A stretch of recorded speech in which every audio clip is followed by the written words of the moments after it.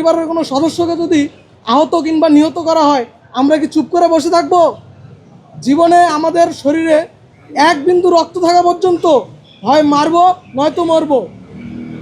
আমাদের এই প্রতিবাদ এবং আমাদের ঘৃণা কিংবা আমাদের উপরে যে হামলা হয়, এই হামলার প্রতিবাদ আমরা করে আসছি এবং করে যাব। ওসমান হাদি ভাইয়ের বিচার করতে পারেন না, আবার আমার ভাইয়ের উপর লাঠিচার্জ করেন, গুলিবর্ষণ করেন। এই সাহস পাইলেন কোথায় আপনারা? সাবধান হয়ে যান, এখনও সময় আছে। হাদি ভাই মৃত্যুর অনেক দিন পার হয়ে গেছে, তার বিচারটা একটা চ্যালেঞ্জ ছিল। সে নিজে মুখে বলে গেছে, আমার বিচারটা কইরেন, আমার বিচারটা কইরেন। এটা আমাদের জন্য চ্যালেঞ্জ, এই সরকারের জন্য এটা চ্যালেঞ্জ।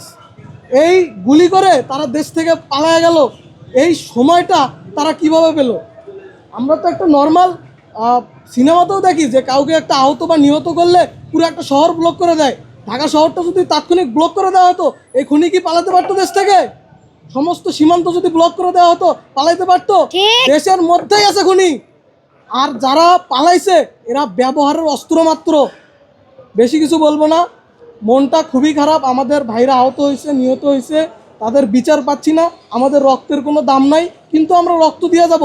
আমার একটা মেয়ে আছে 18 মাস বয়স, আমি যখন বাসা থেকে বেরোই ও বারবার আমার পা ধরতেছিল। আমি শার্টটা যখন গায়ে দেই, আমি বললাম, মা আমি একটা যুদ্ধে যাচ্ছি, যদি ফিরে আসি দেখা হবে, আর যদি ফিরে না আসি মাফ করে দিস, পারলে তুই লড়াই করিস আমার জন্য। এই কথা বলে আমি চলে আসছি।